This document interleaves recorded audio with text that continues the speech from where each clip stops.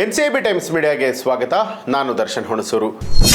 ಬಂಧನದ ಭೀತಿಯಲ್ಲಿ ತಿಮ್ಮರೋಡಿ, ಕುತೂಹಲ ಕೆರಳಿಸಿದ ಅಕ್ರಮ ಶಸ್ತ್ರಾಸ್ತ್ರ ಪ್ರಕರಣ. ತಿಮ್ಮರೋಡಿ ಪರ ವಕೀಲರ ಪ್ರಬಲ ವಾದ. ಧರ್ಮಸ್ಥಳ ಕೇಸ್ನಲ್ಲಿ ಶುರುವಾದ ಮಹೇಶ್ ಶೆಟ್ಟಿ ತಿಮ್ಮರೋಡಿ ಪ್ರಕರಣ ಇದೀಗ ಅಕ್ರಮ ಶಸ್ತ್ರಾಸ್ತ್ರ ಪ್ರಕರಣದ ಹಂತವನ್ನ ತಲುಪಿದೆ. ಹೌದು, ಅಕ್ರಮ ಶಸ್ತ್ರಾಸ್ತ್ರ ಪ್ರಕರಣಕ್ಕೆ ಸಂಬಂಧಪಟ್ಟ ಹಾಗೆ ಕಳೆದ 20 ದಿನಗಳಿಂದ ತಲೆಮರೆಸಿಕೊಂಡಿದ್ದಂತಹ ಆರೋಪಿ ಮಹೇಶ್ ಶೆಟ್ಟಿ ತಿಮ್ಮರೋಡಿ ಅವರಿಗೆ ಭಾರಿ ಹಿನ್ನಡೆಯಾಗಿದೆ.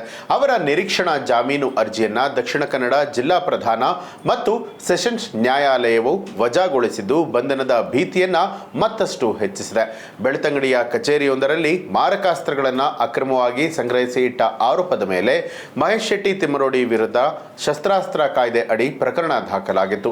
ಪೊಲೀಸರು ದಾಳಿಯನ್ನ ನಡೆಸಿ 2 ತಲವಾರ್ಗಳು ಹಾಗೆ ಒಂದು ಬಂದೂಕನ್ನ ಕೂಡ ವಶಕ್ಕೆ ಪಡೆದುಕೊಂಡಿದ್ರು. ಇನ್ನು ಪ್ರಕರಣ ದಾಖಲಾಗ್ತಿದ್ದ ಹಾಗೆ ತಿಮ್ಮರೋಡಿ ತಲೆಮರೆಸಿಕೊಂಡಿದ್ದು ಬಂಧನದಿಂದ ತಪ್ಪಿಸಿಕೊಳ್ಳುವುದಕ್ಕೆ ನಿರೀಕ್ಷಣಾ ಜಾಮೀನು ಕೋರಿ ನ್ಯಾಯಾಲಯದ ಮೊರೆ ಹೋಗಿದ್ರು. ಸರ್ಕಾರದ ಪರವಾಗಿ ವಾದ ಮಂಡಿಸಿದ ಪಬ್ಲಿಕ್ ಪ್ರಾಸಿಕ್ಯೂಟರ್ ಪ್ರಕರಣದ ಗಂಭೀರತೆಯನ್ನ ನ್ಯಾಯಾಂಗದ ಗಮನಕ್ಕೆ ತಂದಿದ್ರು. ಆರೋಪಿಯು ಸಮಾಜದಲ್ಲಿ ಪ್ರಭಾವಿ ವ್ಯಕ್ತಿಯಾಗಿದ್ದು ಅವರಿಗೆ ಜಾಮೀನು ನೀಡಿದರೆ ಸಾಕ್ಷ್ಯನಾಶ ಮಾಡುವಂಥ ಮತ್ತೆ ತನಿಖೆಯ ಮೇಲೆ ಪ್ರಭಾವ ಬೀರುವಂಥ ಎಲ್ಲ ಸಾಧ್ಯತೆಗಳಿದೆ.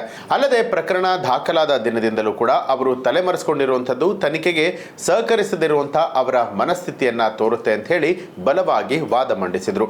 ವಶಕ್ಕೆ ಪಡೆದುಕೊಂಡ ಶಸ್ತ್ರಾಸ್ತ್ರಗಳು ಸಾರ್ವಜನಿಕ ಶಾಂತಿಗೆ ಅಪಾಯವನ್ನ ಉಂಟು ಮಾಡುವಂಥದ್ದಾಗಿದ್ದು ಜಾಮೀನು ನೀಡುವಂಥದ್ದು ಸರಿಯಲ್ಲ ಅಂತ ಹೇಳಿ ನ್ಯಾಯಾಲಯಕ್ಕೆ ಮನವರಿಕೆ ಕೂಡ ಮಾಡಿದ್ರು. ಇನ್ನು ತಿಮ್ಮರೋಡಿ ಪರ ವಕೀಲ ದಿನೇಶ್ ಹೆಗ್ಡೆ ಉಳೆಪಾಡಿ ಅವರು ಪೊಲೀಸರು ದಾಖಲು ಮಾಡಿರುವಂತಹ ಪ್ರಕರಣವೇ ಕಾನೂನು ಬಾಹಿರ ಅಂತ ಹೇಳಿ ವಾದ ಮಂಡಿಸಿದ್ದಾರೆ.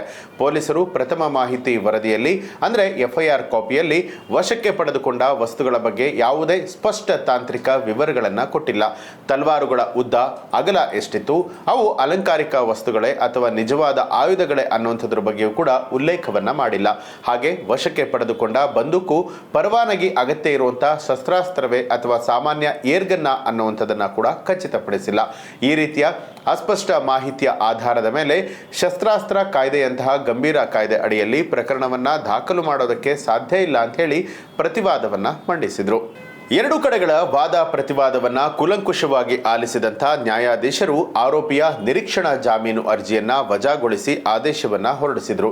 ಈ ತೀರ್ಪಿನಿಂದಾಗಿ ತಿಮ್ಮರೋಡಿ ಅವರಿಗೆ ಬಂಧನ ಭೀತಿ ಮತ್ತಷ್ಟು ಹೆಚ್ಚಾಗಿದ್ದು ಪೊಲೀಸರು ಅವರನ್ನ ಯಾವುದೇ ಕ್ಷಣದಲ್ಲಿ ಬಂಧಿಸುವಂತಹ ಅಧಿಕಾರವನ್ನ ಪಡೆದಿದ್ದಾರೆ. ಜಿಲ್ಲಾ ನ್ಯಾಯಾಲಯದಲ್ಲಿ ಹಿನ್ನಡೆ ಆಗಿರುವಂತಹ ಕಾರಣ ಮಹೇಶ್ ಶೆಟ್ಟಿ ತಿಮ್ಮರೋಡಿ ಅವರು ಮುಂದಿನ ಕಾನೂನು ಹೋರಾಟಕ್ಕಾಗಿ ಹೈಕೋರ್ಟ್ನ ಮೊರೆ ಹೋಗುವಂತಹ ಸಾಧ್ಯತೆಗಳು ದಟ್ಟವಾಗಿದೆ. ಆದರೆ ಹೈಕೋರ್ಟ್ನಲ್ಲಿ ಅರ್ಜಿ ವಿಚಾರಣೆಗೆ ಬಂದು ತೀರ್ಪು ಪ್ರಕಟ ಆಗುವವರೆಗೂ ಕೂಡ ಅವರ ಮೇಲಿನ ಬಂಧನದ ತೂಗುಗತಿ ಇದೇ ರೀತಿಯಾಗಿ ಮುಂದುವರಿಯುತ್ತೆ. ಈ ಹಿಂದೆ ಗಡಿಪಾರು ಆದೇಶದಿಂದ ತಾತ್ಕಾಲಿಕ ನಿರಾಳತೆ ಪಡೆದಿದ್ದಂತಹ ತಿಮ್ಮರೋಡಿಗೆ ಇದೀಗ ಅಕ್ರಮ ಶಸ್ತ್ರಾಸ್ತ್ರ ಪ್ರಕರಣವು ಹೊಸ ಕಾನೂನು ಸಂಕಷ್ಟವನ್ನ ತಂದೊಡ್ಡಿದೆ. ಈ ಒಂದು ಪ್ರಕರಣಕ್ಕೆ ಸಂಬಂಧಪಟ್ಟ ಹಾಗೆ ನಿಮ್ಮ ಅನಿಸಿಕೆ ಅಭಿಪ್ರಾಯಗಳನ್ನ ಕಮೆಂಟ್ ಮಾಡಿ ತಿಳಿಸಿ. ಹಾಗೆ ನೀವಿನ್ನೂ ಕೂಡ ನಮ್ಮ ಚಾನೆಲ್ ಅನ್ನ ಸಬ್ಸ್ಕ್ರೈಬ್ ಮಾಡಿಲ್ಲ ಅನ್ನುವಂಥದ್ದಾದ್ರೆ ಈಗಲೇ ಸಬ್ಸ್ಕ್ರೈಬ್ ಮಾಡಿ ಬೆಲ್ ಐಕಾನ್ ಒತ್ತಿ.